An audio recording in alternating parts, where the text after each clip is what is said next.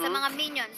So, ang laking bagay din nun. So, para siyang, hindi pa rin compare. The Olympians, I saw that they banned the Diggy, but in the first series, puro sila Diggy. All 3 games, they had a Diggy.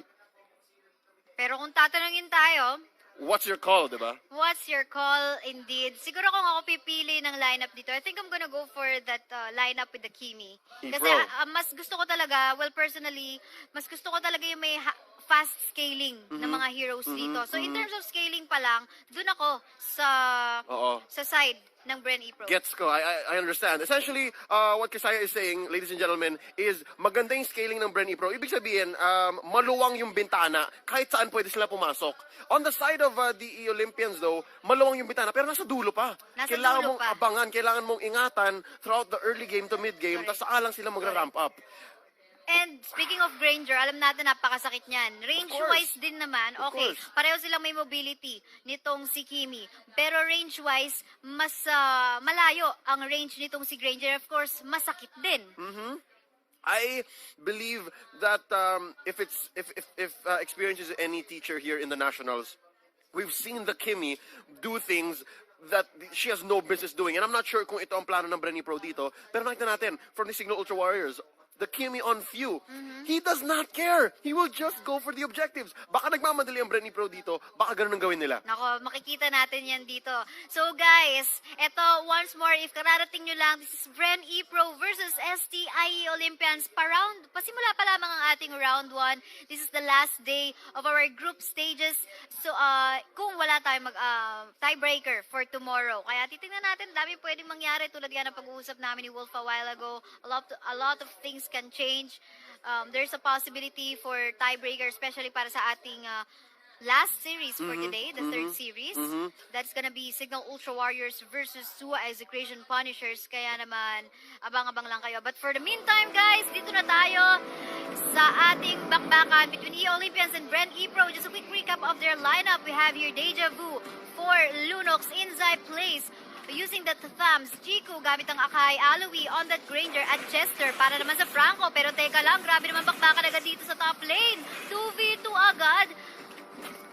Chester missed that hook. I was just waiting and thinking kung ano mangyayari kung may follow through sila. But they're fine. It seems like they are going to disengage here. Epro took a lot of damage early on, especially EJ, but that's just the way it's supposed to be. It's the tank taking the damage. And by the way, that's EJ on the Lolita. Si Coco, ang ating Leomord. Si Yeli Hayes, ang ating Minotaur. It's Yuji on the Esmeralda. And of course, si Ribo, ang ating Kimi. Grabe. And of course, during this game time na wala pa halos nangyayari or 1 minute pa lang naman, we're still waiting for that level 4 na mag-pop kahit na kaninong hero. Kaya naman, paunahan mag-farm, paunahan mag-cut ng minion waves. Kaya nakita nyo yung ginawa ng Bren Epro kanina. Trinay nilang i-cut yung minion wave doon eh. Pero unfortunately, nakabantay yung STI Olympians kaya no cutting has happened. Ooh, that was a trademark switch by Bren Epro. As you see, si Coco ended up in mid.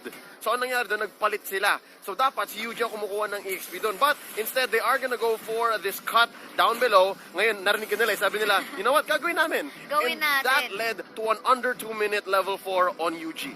Grabe, ang laking bagay pag nakabantay ka agad.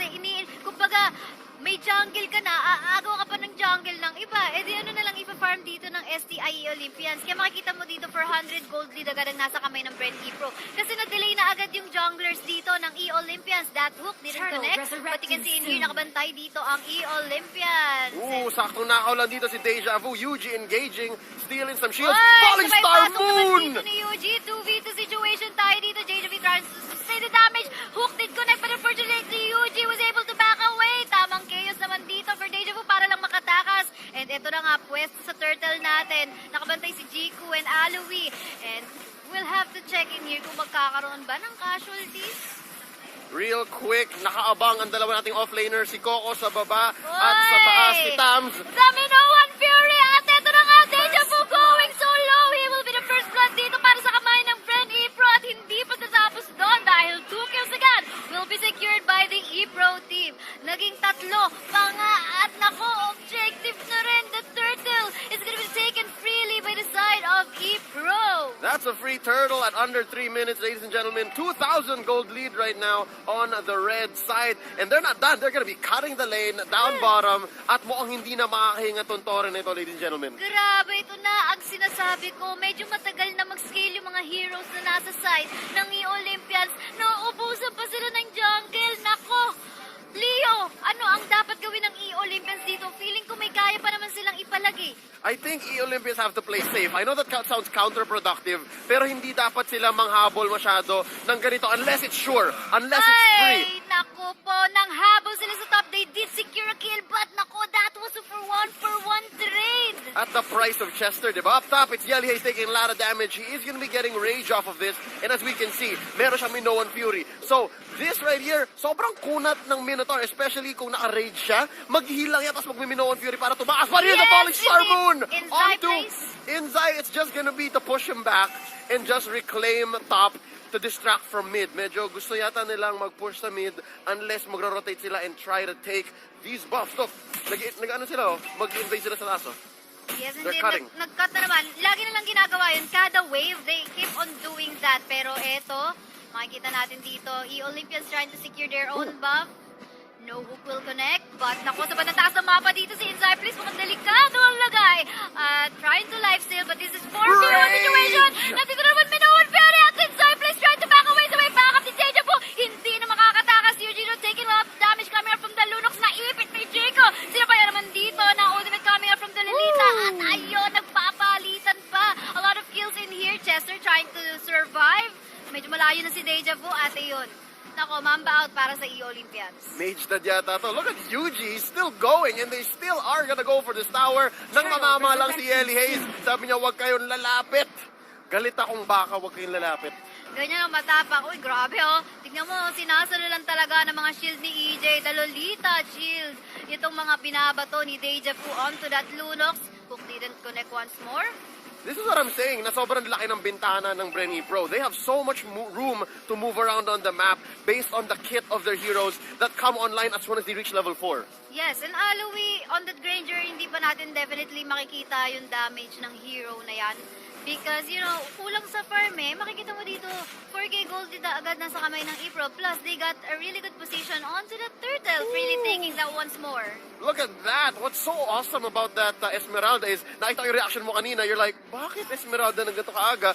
Yuji has survived like 2 near-death experiences. Boy, we have a team fight ongoing once more near. Nag-connect. Ladies and gentlemen, underneath the turret, the Numenon Blast has stunned 4 members of the Olympians, but they are gonna take down EJ. Ladies and gentlemen, makakatakas pa ang dalawang Yeli Hayes and Rebo for the side of Epro. Muntik na. Kung meron lang silang mas maganda pang damage, that would have been a wipe for the Olympians. You saw their life, you saw their bars, it was very low, and here's Deja Vu just playing with death, just teasing Epro kasi nandito si Coco eh. At ito Kung mahuli naman, ka niya. nakuha na naman yung tier 1 turret sa middle lane natin, and then again, Mamba outs, objective secured. So, ang ganda ng ginagawa ng Bren Epro dito kasi kahit alam nila, nalamang na sila, sige, may decision making silang ginagawa pa rin eh. Sige, tore lang tayo, then back away na. Discipline, sobrang disiplinado. And that's what you can see from this KDA basically. It's 6 and 2. Yung dalawang kills ng Olympians, saktong hugot lang yan, saktong pick off. Because that's what their lineup is trying to do. We pick off while our Granger's going online. Unfortunately, for every pick-off they try, kasi usually dapat magsisimulain from the hook coming up from the Franco. Unfortunately, we didn't see a lot of successful hooks so far yet.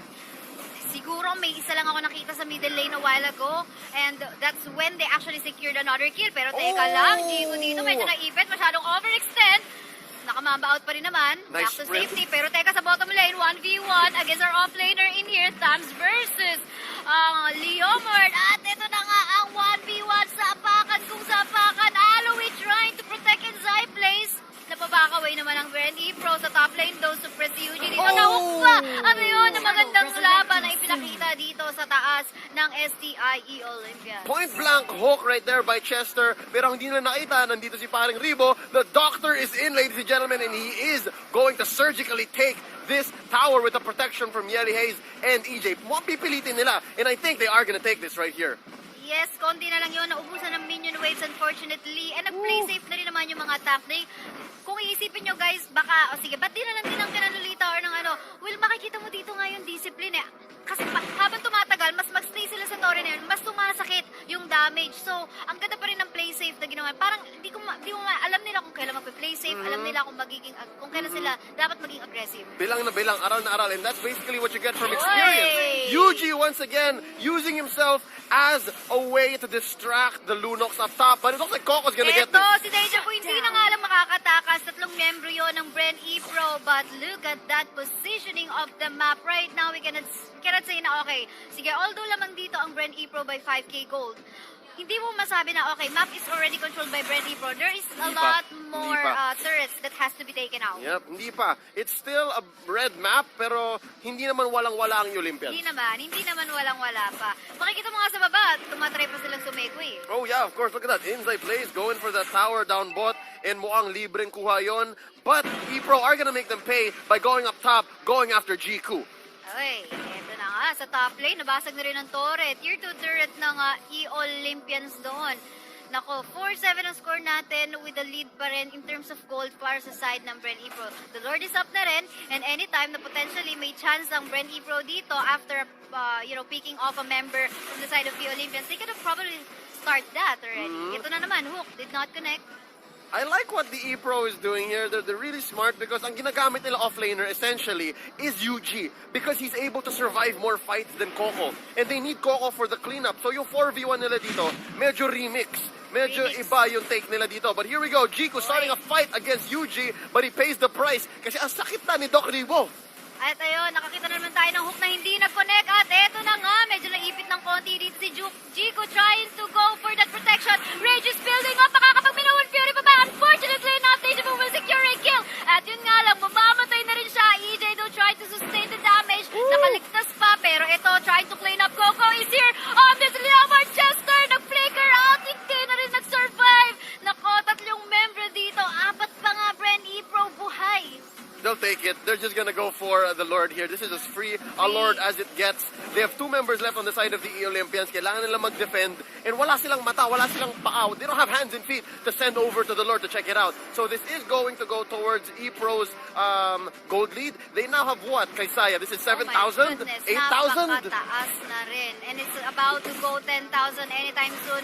Kung makasecure pa ng minion waves dito, ang Bren Epro, nakuha na nga nila yung Lord and tatlong inhibitor turrets na lang ang natitira para sa side ng E-Olympians. They seem to be taking strategies from Signal Ultra Warriors and of course putting their own twist to it. Na-mention ko kanina, yung 4-1 nila kakaiba. Kasi si Yuji ang nagiging 1. Tapos, gusto nilang gawin yung ginagawa ni Few dati, yung gangster, yung wala siya pa eh. It's just like, I'm just gonna take these turrets. So we can see that from the Doctor. Ribo is just essentially taking down these turrets. And as you can see, 10 minutes now, 11 minutes, wala nang tore ang E-Olympians. Inhibitors na lang. Magugulat ka na lang, there's suddenly a turning point kung saan, okay, bigla na lang nawala yung no, look at that damage!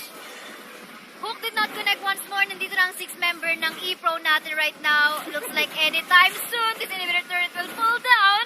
At ito na nga, tamang defense lang. Happy death muna para sa E-Olympians natin. Trying to poke all the minion waves. Basag na rin yata anytime soon ang inhibitor turret sa baba ng mapan natin. At yun na nga, Minuan Fury getting cancelled. At eto na nga, naku, Hook did not connect once more. Luminon Blast got caught. At ito nga, EJ pumapasok dito ay Cypress. Hindi na rin makakawala. Naku, nasa-press dito ang ating Leomard. Mamamatay sa kamay ni Aloy. Pero naku, maganda yung minion waves natin dito. E-Pro tried to focus fire on the base pero ayaw hayaan yan ng E-Olympians right now. Pumasok sa UG, a lot of shield has been being built up. At eto na nga, no minion waves. Nahook na naman si Yel Hayes pero may flicker out. Kaya naman safe pa rin naman. Pero it looks like this is gonna be the end. E-Pro will take that first win of this best of 3 match. That's game 1. Mukhang narinig ako ni Doc. Sabi niya, Game 1, yeah. Leo, nagmamadali ka ba masyado? Wala pang 12 minutes. Chill ka lang.